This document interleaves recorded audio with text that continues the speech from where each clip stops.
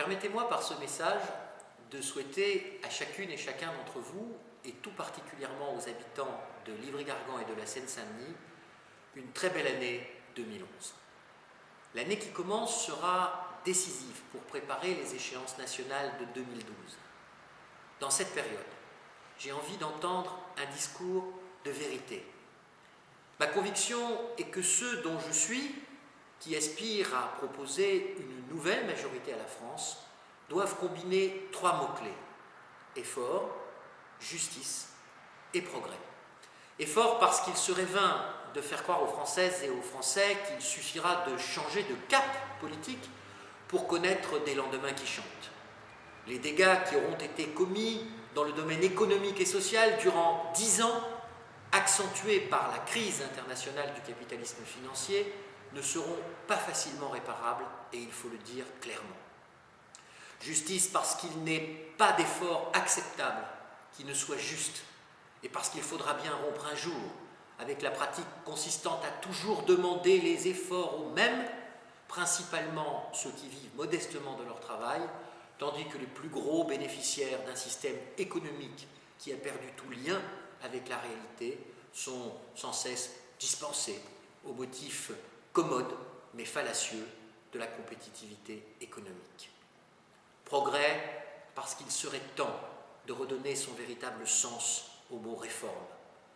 Contrairement à ce que le pouvoir a voulu faire croire depuis 2002, une réforme n'est pas une régression, mais bien un changement opéré en vue d'une amélioration, si l'on veut bien se référer tout simplement à la définition du dictionnaire. Pour ma part, je ne pourrai jamais me résoudre, au nom d'on ne sait quoi d'ailleurs, à ce que l'avenir de nos enfants soit moins assuré que celui bâti pour nous, par nos parents, par leurs efforts et souvent leur lutte. Effort, justice, progrès, tel est donc le trépied sur lequel je souhaite voir bâti en 2011 le projet alternatif dont la France a besoin pour la décennie qui commence. Au Conseil général de la Seine-Saint-Denis, si le canton de Livry-Gargan n'est pas renouvelable cette année, le scrutin de mars prochain concernera la moitié de mes collègues élus. Au sein de l'Assemblée départementale, dont les instances seront entièrement renouvelées au printemps, j'entends poursuivre mon engagement pour contribuer à restaurer une gestion rigoureuse, pour mettre en œuvre les politiques de solidarité qui sont le cœur des missions des départements, pour porter, dans un contexte budgétaire particulièrement difficile, des choix de nature à préparer l'avenir.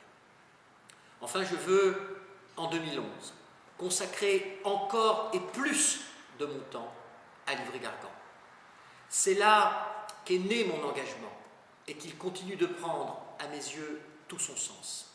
C'est auprès de ses habitants, mes concitoyens, divers et finalement tellement représentatifs d'une part substantielle de la société française d'aujourd'hui, que je nourris ma perception des attentes auxquelles le politique doit répondre localement et au-delà.